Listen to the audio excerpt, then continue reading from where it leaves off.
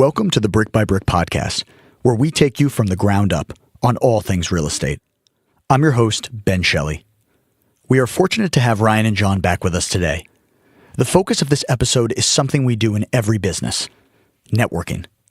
However, there are many different ways to network in the real estate industry, and that's what we'll be discussing today. Gentlemen, let's jump right into it. John, why don't we start with you? Yeah, so it's perhaps a prerequisite to say that Ryan and I met through real estate networking, and something that we alluded to on a previous episode, which is true about real estate investing, but is also true just about entrepreneurship in general, is that it can be very lonely. So real estate networking offers the opportunity to both meet like-minded people and also to build out your team of people that you might use to invest in real estate. So a lot of real estate investors talk about building a team, and it certainly is a true thing. Your team might be a great real estate agent or acquisition person, like a wholesaler. It could include an attorney. It could include a home inspector, an appraiser, a general contractor, or property manager, even, like a plethora of things that might be on the table. So networking is an important facet of being, I think, just being a happy person if you're a full-time real estate investor, entrepreneur, and also, in my mind, an essential thing to build out a team of people to help you accomplish your real estate goals. One thing I would add is, beyond the obvious value of having, say, a competent real estate attorney on your team, one thing that I think goes way undervalued is networking with other real estate investors. And that's valuable for a variety of reasons, one of which John alluded to earlier is the loneliness factor that you may experience as a solo entrepreneur real estate investor. But beyond that, there's also an educational advantage that you have, or that you gain, by networking with and speaking with other investors in the same field. Oftentimes, you'll find that another investor in your market is doing a lot of similar things on the surface, but tactically speaking, they may be doing things very different when you get below the surface. Yeah, real estate, I think, has a guru problem. A lot of industries have this, but real estate has this to a huge extent. These are the people that you see maybe on an ad before a YouTube video or late night TV, or here on the radio, that are coming with, a free conference to talk to you about whatever, how to make all your dreams come true by buying real estate with no money down, et cetera, et cetera, et cetera. And it's not to say that all of them are scams, but I would say the vast majority of them are out there to just take your money for the fees that they're going to charge for their books and their training and their courses and whatever else. The most frustrating thing about that to me is not that a scam or not that they don't have value. It's the fact that there's so much free information available out there that I just don't believe it's genuine to try to push that upon somebody who could otherwise learn the same stuff for free, or by perhaps bartering something else of value to work hands-on with somebody who is doing it in the field every single day. Yeah, so one major piece of advice that I would have about networking is not to name specific names of, gurus, but when you see, people listening to this podcast will probably just immediately have a couple in mind when I'm talking about it. When you see those are probably not the best networking opportunities, because a lot of times the people that attend those conferences or events are going to be people that maybe are just getting started in the real estate space like you. And although there's some value to networking with those want to be or soon to be investors, the much more authentic and engaging connections that you're going to make, either by building your team or by finding fellow real estate investors, are through specific real estate networking events that you often don't have to pay money to attend, or maybe pay a very small fee to get in the door. So maybe something that would be helpful, because, I think a lot of people abide by a maxim we've used on the show before: life being a relationship business, and nowhere is that more true than the real estate business. So when you're looking and you see online or you see on television, come to my seminar, come do this, maybe you get solicited calls from brokers or wholesalers, maybe what are some of the strategies from a networking perspective, given how experienced you guys are, to differentiate who's worth connecting with and maybe who's worth staying away from? Ryan? I would be most cautious of opportunities or of events that are proposed that have a very high entry fee, or that have maybe an introductory entry fee with the promise of some type of knowledge that is going to fulfill all of your wildest dreams.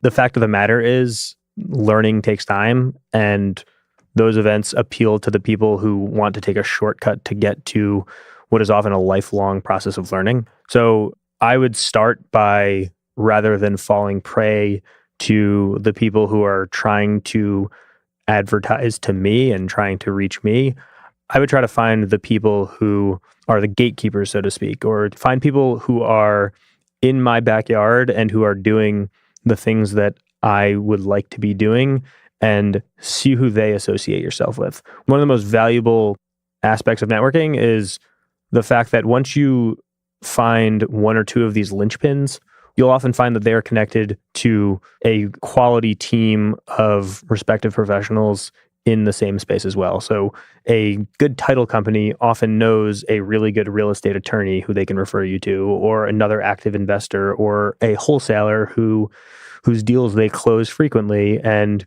who may be a good resource to you as a new or aspiring real estate investor. Absolutely. So pretty much every city, neighborhood, county that you may be in has a local real estate investing group, club, whatever you want to call it. And oftentimes those groups are advertised on places like meetup.com.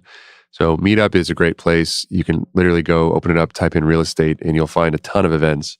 Some of them will be of the guru variety, and those are often the ones that charge, $50, $100 just to attend.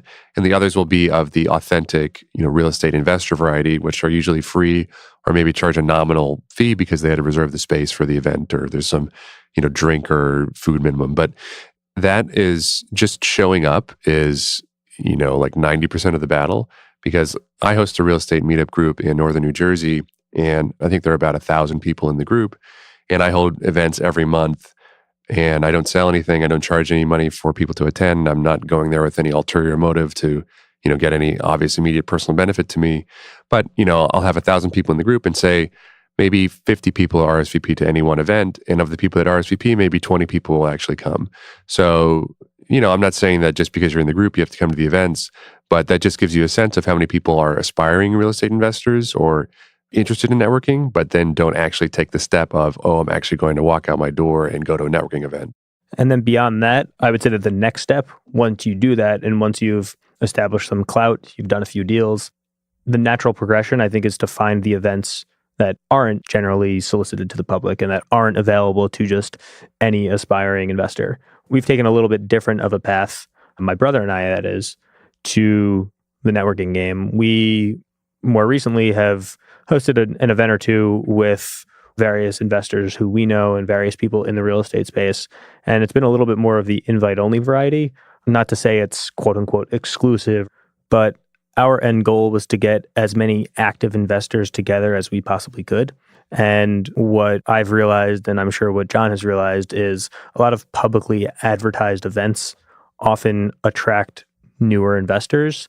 And while that's great, and while I've benefited from those, and I've certainly met some great people, John included, from events like that, the downside to it is once you've done a few deals, you end up spending the vast majority of your time talking to people who haven't done a single deal yet, and you are giving, and oftentimes not getting much in return, and oftentimes talking to somebody who may never even take the first step and buy an investment property. So before we continue down the conversation of do's and don'ts, I want to know from each of you, given your accumulated experience, what are sort of your real estate network essentials?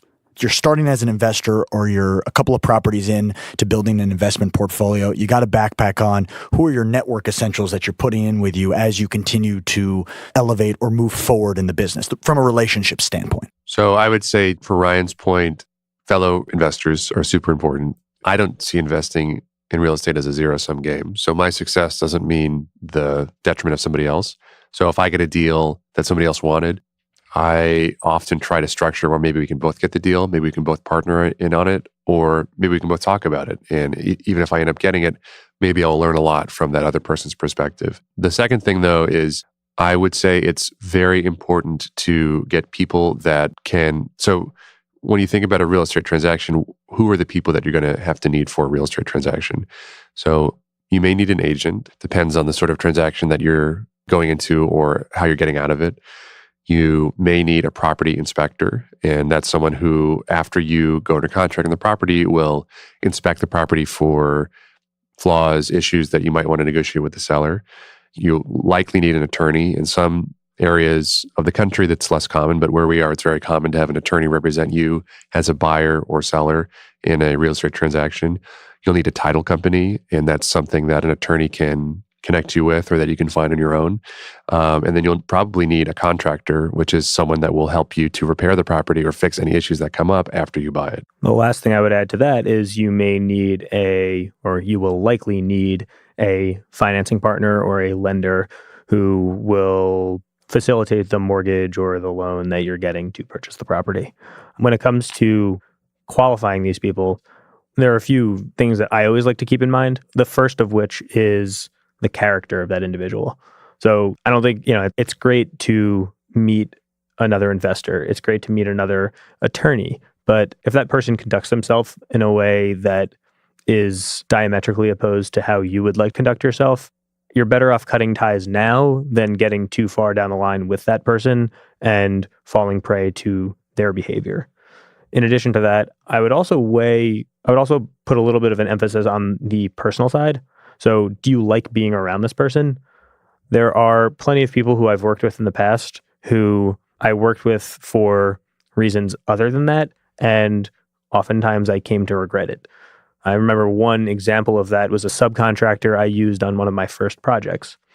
That individual was one of the least pleasant human beings I've ever been around. And though he was a subcontractor of mine, and in this context, I was his customer, he, for whatever reason, had this prevailing notion that it was my privilege to be employing him for this job. And every single interaction I had with him reflected that. And it just left a sour taste in my mouth. And it took mental energy. And he was just not the kind of person I wanted on my team. So pick up on that and address it. Yeah. And I think it's important to consider, first of all, I think it's a great point about the caliber of the person. For me, it's about what are they willing to give to you without an immediate expectation of return. So something that I really try to do, that we both try to do, is I think give back our knowledge and experience to other people, even if it doesn't obviously make financial sense for us. So if you encounter somebody at a networking event that has a lot of knowledge, maybe it's a contractor or an attorney or something, it's a really bad sign if they are not really interested in talking to you, except if you've engaged their services. Because as we started out saying in this episode, knowledge in the real estate space is really readily available, and you don't have to pay money for knowledge. So if you encounter people that don't want to give you free knowledge, it's a really bad sign. Additionally, while this may run counter to what your instincts may tell you, I like to surround myself with people who are a little bit different than I am, or who run in different circles than I do. When you ask anyone in your network for a referral, they'll often say, oh, hey, I have a cousin who's an attorney, or I have a brother-in-law who's a lender. You should talk to them. That may be great. And if you have no other options, that person, if they're qualified, can be a great asset to your team. But I've also found it quite beneficial to cultivate relationships with people who are otherwise outside my social sphere, because that opens up other doors to other networks, and you never know who that person may ultimately refer you to. And that's a referral that you would otherwise miss out on if you're talking to somebody who is in your network. Yeah, and I would even draw listeners to even hear, I think, the tone of Ryan's voice when you talked about your interaction with the first subcontractor and the bad taste that left in your mouth. And it's a reminder to people that how you treat people matters, obviously, but also, do you meet your commitments? Do you do what you say you're going to do? Are you willing to go maybe a little bit, as John alluded to, up and beyond just generally sharing knowledge, and go the extra mile to form the basis of relationship? Again, as John said, and as he appropriately noted, this is not a zero-sum game. And I think it might have been in the introductory episode where you both talked about how, it would be very easy in the context of this business and what you guys do in the residential market to sort of look at your deals on an individual basis and just see in the larger scope what's best for you, but that how that would not be effective towards achieving both your long-term goals and to maintaining the strong relationship you have together. There was the rising tide? What was that phrase you used? I love that. Rising tide lifts all ships, raises all ships. Errico, right? And if there's two things to take away from this episode, it's how to real estate network, and John Errico does not like gurus. Not one bit.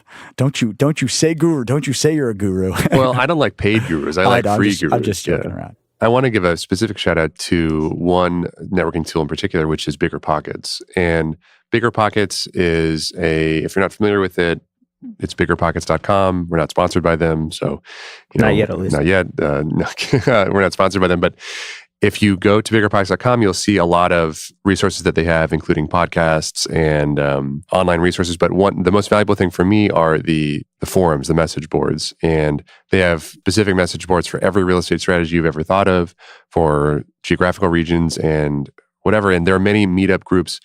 There are many networking events that are either sponsored by them or that appear on their website that are really, really valuable.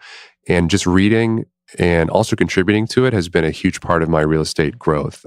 I haven't been active that recently on BiggerPockets, which I actually regret, but for a time I was posting very, very frequently, and I met a lot of great people through that back and forth and learned a tremendous amount. That was probably my number one resource when I was getting into real estate was BiggerPockets. So using that as a networking tool, I highly, highly, highly recommend. Now, we've already kind of summarized, I think, the most important themes for each one of us when it comes to real estate networking, but maybe last thoughts from each of you before we close the episode. I'd like to expand on a point that John alluded to earlier, which is about evaluating those who you may be interacting with and who you may be welcoming into your network. I would look at that from the converse or inverse perspective, flip it on its head, if you will, and think about how you come across to other people. I always strive to make myself a resource to those in my network. And if I'm meeting somebody for the first time, I like to think about how I may be able to help them. And while that may pay dividends to me on occasion, it is certainly not my end goal in every time I put myself out there offering something of value to someone. The reason being, if you put enough goodwill out there in the world, or it generally finds its way back to you. And for me, I want to be a giver. I want to be somebody who provides value, and I want to be somebody who people enjoy having in their lives. And I think there are both tangible and intangible benefits to that, some of which are business related, some of which are personal. John. It's really funny that you mentioned that because I was going to say the exact same thing. Truly, I think it's a really important point. This is true for... Why don't you try to say the same thing, and then we'll play both of our responses with a poll, and we can ask the listeners who said it better. Who said it better? Well, I would phrase that exact same point is to give a lot more than you take, and that's the philosophy that I have in almost everything, but particularly in networking. So I think I would have foreclosed so many opportunities if another way to say it is I've left so much money on the table, right? I think we both have done that. There's so many ways that I could have made more money in the past doing real estate that I haven't, but I would have foreclosed so many future opportunities. So networking is a two-way street. And for me, it's a lot more about what you give than what you take. So even if you have no experience whatsoever in real estate, I'm certain you have experience in something, or you have something to offer, or some perspective, or some ability to help somebody else. So even somebody who's done nothing in real estate, has no experience in real estate, I could talk to and gain something from that experience. I could get something from it, and then I hopefully can give something to them as well. And one last thought that actually occurred to me from listening to both of you, I think it was Ryan who mentioned you want to try to look for people who maybe fill your gaps, who maybe have separate skill sets. But I think the other important thing to look for, even if and when they are different from you from a skill set perspective, is to find people in business who share values and your principles. Because even though you may have different strengths and different weaknesses that mesh well with each other, I think it's important to be unified in terms of not only a forward-looking goal, but how you want your operation to run, how it should be perceived, and how you treat people. Guys, as always, I appreciate your time and your expertise. Thanks so much for coming on.